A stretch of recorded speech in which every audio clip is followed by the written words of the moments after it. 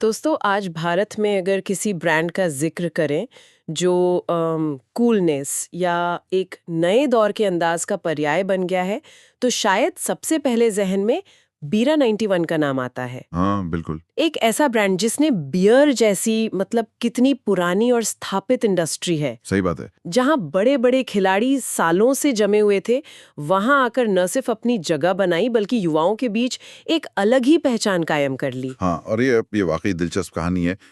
कैसे मतलब एक नया सा ब्रांड इतने कम समय में मार्केट के जो नियम थे उनको चैलेंज कर पाया। हाँ, ये सिर्फ एक ड्रिंक बेचने की कहानी नहीं है, ये है बदलते भारत की, बदलती युवा सोच की और हाँ, स्मार्ट ब्रांडिंग की कहानी। बिल्कुल। ये कहानी है अंकुर जैन और उनके विजन बीरा 91 की, जहां हम देखेंगे कि कैसे मार्केटिंग और ब्रांड की कहानी गढ़ने की कला शायद उत्पाद की खूबियों से भी ज्यादा असरदार साबित हुई।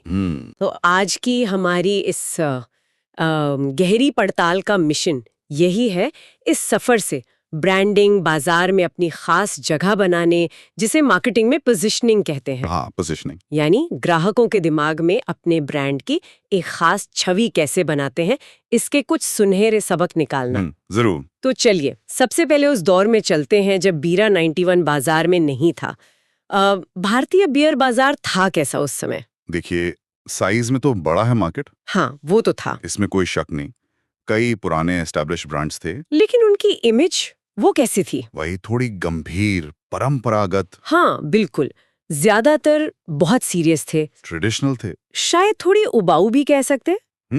उनके जो विज्ञापन भी थे वो अक्सर वही मर्दानगी, लेगेसी या दोस्ती के पुराने ढर्रे पर चलते थे। एक तरह की गंभीरता थी उनकी कम्युनिकेशन में। सही कहा, मतलब युवाओं को सीधे टारगेट करने वाला, उनके लाइफस्टाइल, उनकी भाषा, उनके ह्यूमर से जुड़ने वाला कोई मजेदार हल्का फुल्का ब्रांड था ही नहीं लगभग। एग्जैक्टली। वो एक खालीपन सा था उस सेगमेंट में। बिल्कुल। और इसी खालीपन को पहचाना अंकुर जैन ने। अमेरिका से पढ़ाई और काम का अनुभव लेकर जब वो भारत लौटे तो उन्होंने इस बाजार को मतलब बारीकी से देखा। उन्होंने देखा कि यहाँ एक मौका है, एक गैप है जिसे भरा जा सकता है।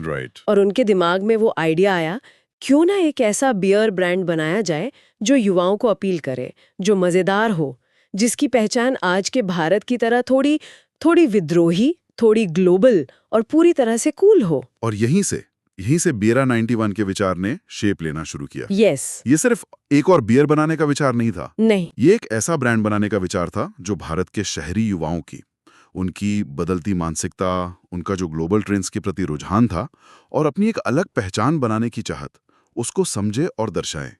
उन्होंने मार्केट में एक क्लियर गैप देखा, एक ऐसा ब्रांड जो युवाओं से उनकी जुबान में बात करे। तो ठीक है, आइडिया आ गया, गैप दिख गया, लेकिन सिर्फ विचार से तो काम नहीं चलता ना। नहीं, बिल्कुल नहीं।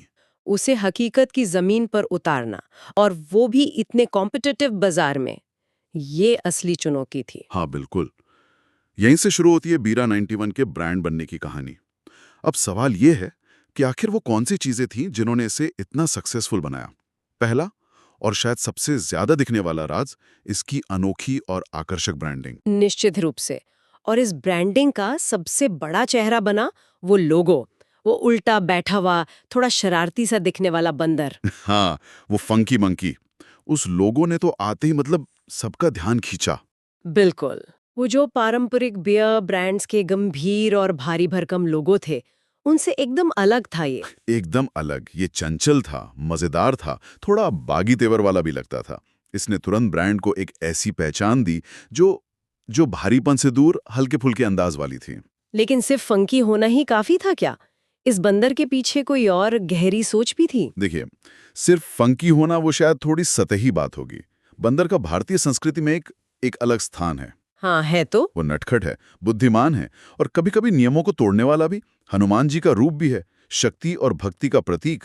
लेकिन यहाँ उस गंभीर पहलू से हटकर शायद उसके शरारती और मुक्त स्वभाव वाले पहलू को उसको उभारा गया। अच्छा।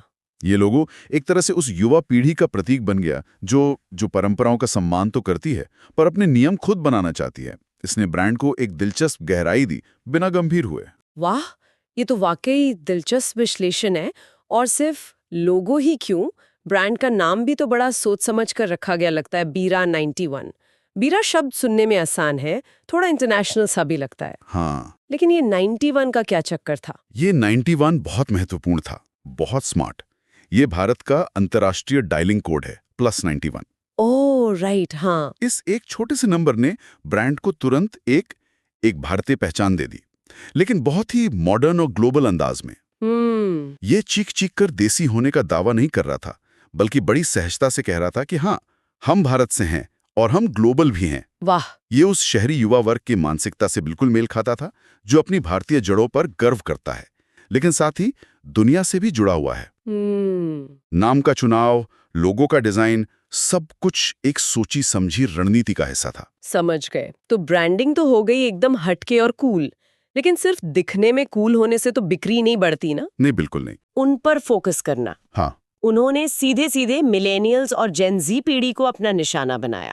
और ये कदम उस समय के हिसाब से काफी साहसिक था, मैं कहूंगा। क्यों? क्योंकि ज्यादातर बड़े ब्रांड्स वो एक बहुत ब्रॉड ऑडियंस को टारगेट करने की कोशिश करते थे। अच्छा। लेकिन बीरा 91 ने तय किया कि वो खास तौर पर युवाओं पर फोकस करेंगे। इसके पीछे एक गहरी समझ थी। ये वो पीढ़ी है जो पुराने ढर्रे से ऊब चुकी थी। वे विज्ञापन देखकर सामान खरीदने के बजाय अनुभवों को, कहानियों को और ब्रांड की जो ऑथेंटिसिटी होती है उसको ज्यादा महत्व देते हैं। सही बात है। वे कुछ ऐसा चाहते थे जिससे वे पर्सनली कनेक्ट कर सकें, जो उनके अपने मूल्यों और लाइफस्टाइल का एक रिफ्लेक्शन हो। बिल्कुल। ये वो पीढ़ी थी जो सोशल मीडिया पर एक्टिव थी, नए ट्रेंड्स को अपनाने में आगे थी और अपने दोस्तों के बीच इन्फ्लुएंस रखती थी। हाँ, बिल्कुल। बीरा 91 ने उनकी नब्ज को पकड़ा और नतीजा क्या हुआ? धीरे धीरे बीरा 91 सिर्फ एक बियर नहीं रह गई। नहीं, ये दोस्तों के साथ हैंग आउट करने का, वीकेंड मनाने का, किसी कॉन्सर्ट या फेस्टिवल में जाने का, मतलब एक खास तरह के शहरी, आधुनिक और बेफिक्र लाइफस्टाइल का सिंबल बन गया। यहाँ गौर करने वाली बात यह है कि कैसे ये सारे तत्व, वो अनोखा लोगो, यादगार नाम, बिल्कुल सटीक टारगेट ऑडियंस और उनके हिसाब से कम्युनिकेशन, ये सब एक साथ मिलकर एक बहुत शक्तिशाली ब्रांड नैरेटिव बनाते हैं। बीरा 91 ने सिर्फ बियर की बोतलें नहीं बेची, उन्होंने एक कहानी बेची, एक पहचान बेची, एक अनुभव बेचा। सही। और ये अप्रोच इसलिए अलग था क्योंकि ये उत्पाद की जो ट्रेडिशनल विशेषताएं होती हैं, जैसे स्वाद, मजबूती, उन पे जोर देने के बजाय ब्रांड की भावना पर, उसके इमोशन पर, उसकी पर्सनालिटी पे और उसका जो कल्चरल कनेक्शन है उस पर केंद्रित था। राइट। और यही चीज उसे बाजार में भीड़ से अलग पहचान दिला गई, जिससे वो महज एक उत्पाद ना रहकर एक कल्चरल सिंबल बन सका। तो चलिए अब इस पूरी कहानी से निकले कुछ मुख्य सबकों को और गहराई से समझते हैं। पहला और सबसे महत्वपूर्ण सबक, पोजीशनिंग। पोजीशनिंग, हाँ। यानी भीड़ भरे बाजार में अपनी अलग पहचान कैसे बनाई जाए। ये किसी भी बिजनेस के लिए, खासकर आज के दौर में जहां हर कैटेगरी में इतने सारे ऑप्शंस हैं, ये शायद सबसे बेसिक जरूरत है। बिल्कुल। अगर आप वही कर रहे हैं जो बाकी सब कर रहे हैं, अगर आपकी आवाज बाकियों की आवाज में गुम हो जाती है, तो ग्राहक आप पर ध्यान क्यों देगा या आपको क्यों चुनेगा? एकदम सही। और बीरा 91 ने इस मामले में कमाल का काम किया। जैसा हमने बात की, उस समय ज्यादातर बियर ब्रांड्स सुरक्षा का रास्ता चुन रहे थे, लेगेसी, ट्रेडिशन, स्ट्रेंथ। हाँ, सेफ खेल रहे थे। हाँ, सेफ खेल रहे थे। बीरा ने इन सब से हटकर एक बिल्कुल अलग रास्ता चुना। उनका मंत्र था, बोल्ड बनो, मजेदार बनो, बी बोल्ड, बी फन। उन्होंने जानबूझकर बाजार के एक ऐसे कोने को चुना जहां कोई और नहीं खड़ा था। कूल। युवा, शहरी और थोड़ा हटके वाले ब्रांड की जगह। ये एक सोची समझी पोजीशनिंग स्ट्रैटेजी थी। और अगर हम इसे बड़े परिप्रेक्ष्य में देखें तो बीरा 91 की सफलता इस बात को हाईलाइट करती है कि मार्केट में सिर्फ एक कमी, एक गैप को पहचानना ही काफी नहीं है। अच्छा। बल्कि उस कमी को भरने के लिए एक ऑथेंटिक और बोल्ड नजरिया अपनाना भी जरूरी है। हाँ। उन्होंने देखा कि भारतीय बियर बाजार में कूलनेस की एक क्लियर कमी थी, लेकिन उन्होंने सिर्फ कूल दिखने की कोशिश नहीं की। नहीं। उन्होंने उस कूलनेस को अपने ब्रांड की डीएनए का हिस्सा बनाया, लोगो से लेकर कम्युनिकेशन तक। इसमें रिस्क था, बिल्कुल था। यह नजरिया फेल भी हो सकता था। हाँ, हो सकता था। लेकिन उन्होंने वो रिस्क उठाया। यही इफेक्टिव डिफरेंशिएशन है, भीड़ से अलग दिखना। बिल्कुल। अब आते हैं दूसरे सबक पर, लक्षित दर्शक, यानी अपनी जमात, अपने ट्राइब को पहचानना और समझना। बीरा 91 ने मिलेनियल्स और जेनजी को चुना। और ये सिर्फ शुरुआती लॉन्च के लिए नहीं था, ये उनकी पूरी मार्केटिंग फिलॉसफी का सेंटर बन गया। अच्छा। चाहे वो सोशल मीडिया कैंपेन्स हों, इवेंट स्पॉन्सरशिप हो या मर्चेंडाइजिंग, सब कुछ इसी युवा वर्ग को ध्यान में रखकर किया गया। हाँ, और इसके पीछे की सोच शायद ये थी कि अगर आप युवाओं का दिल जीत लेते हैं तो आप धीरे धीरे पूरे बाजार पर अपनी पकड़ बना सकते हैं। हाँ, बिल्कुल। युवा न सिर्फ खुद नए ब्रांड्स अपनाते हैं बल्कि वे ट्रेंड सेटर भी होते हैं। सही बात है। वे जो पसंद करते हैं उसका असर उनके परिवार और दोस्तों पर भी पड़ता है। हाँ, एक तरह से वे ब्रांड के एम्बेसडर बन जाते हैं। किसी एक खास डेमोग्राफिक जैसे कि युवाओं को टारगेट करने का जो लॉन्ग टर्म वैल्यू है वो बहुत ज्यादा हो सकता है अगर इसे सही ढंग से किया जाए। जब कोई ब्रांड सिर्फ प्रोडक्ट बेचने के बजाय अपने टारगेट ऑडियंस के वैल्यूज को, उनकी एस्पिरेशंस को, उनकी भाषा और उनके कल्चर को गहराई से समझता है और अपने कम्युनिकेशन में उसे रिफ्लेक्ट करता है तो एक इमोशनल कनेक्ट बनता है। हाँ, एक रिश्ता बनता है। हाँ, एक रिश्ता बनता है जो सिर्फ कीमत या डिस्काउंट पर आधारित नहीं होता बल्कि एक पहचान के जुड़ाव पर आधारित होता है। बीरा 91 ने युवाओं के साथ यही रिश्ता बनाने की कोशिश की, उनके जैसा बनकर, उनके बीच रहकर। लेकिन इसमें चुनौती भी होगी। हाँ, चुनौती भी है। ये दर्शक वर्ग लगातार बदलता रहता है, उनके ट्रेंड्स बदलते हैं। सही। तो ब्रांड को भी लगातार सीखते रहना और बदलते रहना पड़ता है। यह आसान नहीं है। और तीसरा सबक जो शायद इन दोनों से जुड़ा हुआ भी है, ब्रांडिंग उतनी ही महत्वपूर्ण है जितना कि उत्पाद। बेशक उत्पाद में दम होना चाहिए, इसमें तो कोई दो राय नहीं। नहीं, बिल्कुल नहीं। अगर बीरा 91 की बियर का स्वाद ही लोगों को पसंद नहीं आता तो शायद दुनिया की सबसे अच्छी ब्रांडिंग भी उसे बचा नहीं पाती। लेकिन आज के बाजार में सिर्फ अच्छा उत्पाद होना ही काफी नहीं है, है ना? बिल्कुल नहीं। आपके कॉम्पिटिटर का प्रोडक्ट भी शायद उतना ही अच्छा हो या थोड़ा बेहतर भी हो सकता है। हाँ, ऐसे में ग्राहक चुनाव कैसे करेगा? यहाँ ब्रांडिंग की भूमिका आती है। सही कहा। ब्रांड का व्यक्तित्व, उसकी पर्सनालिटी, उसकी कहानी, उसका अंदाज, यही वो चीजें हैं जो उसे सिर्फ एक वस्तु से ज्यादा कुछ बनाती हैं, उसे यादगार बनाती हैं, लोगों को उससे जुड़ने का कारण देती हैं। इसे ऐसे समझ सकते हैं कि अगर उत्पाद शरीर की आत्मा है तो ब्रांडिंग उसका चेहरा और उसकी पहचान है। वाह, अच्छी उपमा है। और अक्सर पहली मुलाकात तो चेहरे से ही होती है। हाँ, ये बात तो है। ब्रांड का चेहरा, उसका लोगो, नाम, रंग, विज्ञापन का तरीका इतना ताज़ा और आकर्षक था कि इसने लोगों में उत्सुकता जगाई, उन्हें इसे आजमाने के लिए प्रेरित किया। ये बिल्कुल सही पॉइंट है।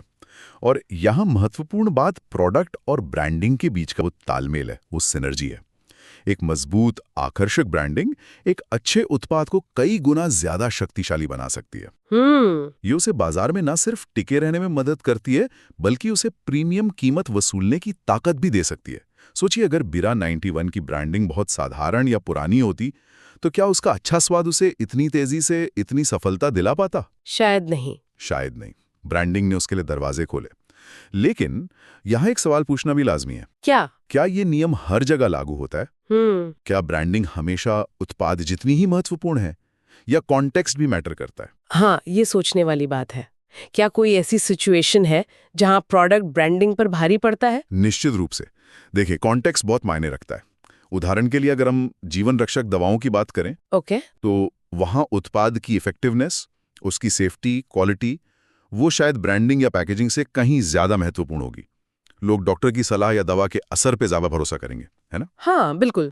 लेकिन जब हम उपभोक्ता वस्तुओं की बात करते हैं, कंज्यूमर गुड्स की, खासकर ऐसी चीजें जो हमारे लाइफस्टाइल, हमारी पहचान से जुड़ती हैं, जैसे कपड़े, फोन या फिर बियर, वहां ब्रांडिंग की भूमिका अक्सर निर्णायक हो जाती है। सही।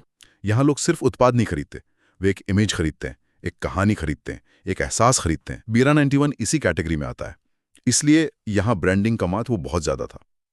तो वो संतुलन कहाँ है, ये कैटेगरी पर निर्भर करता है। बहुत ही बढ़िया नजरिया। तो अगर हम पूरी बातचीत का सार निकालें तो बीरा 91 की कहानी हमें यही सिखाती है कि बाजार चाहे कितना भी स्थापित और भीड़ भरा क्यों ना हो, अगर आपके पास एक स्पष्ट विजन है, आप अपने ग्राहक को समझते हैं और एक साहसिक, अनोखी और कंसिस्टेंट ब्रांडिंग रणनीति अपनाते हैं, तो आप न सिर्फ अपनी जगह बना सकते हैं बल्कि बाजार के नियमों को भी बदल सकते हैं। बिल्कुल सही। याद रखने वाली बात शायद यही है कि उत्पाद की जान के साथ साथ ब्रांड की पहचान और उसका चेहरा बनाना भी उतना ही जरूरी है।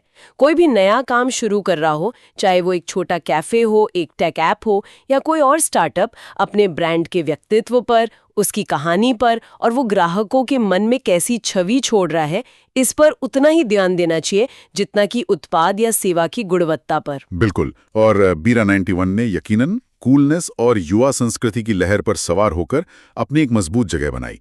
लेकिन यहाँ एक विचारणीय प्रश्न भविष्य के लिए उठता है, जिस पर शायद आगे और सोचा जा सकता है। क्या? जब कोई ब्रांड अपनी पहचान ही युवा और ट्रेंडी होने पर बनाता है, तब क्या होता है जब उसका मूल टारगेट ऑडियंस जैसे मिलेनियल्स उम्र में आगे बढ़ जाता है?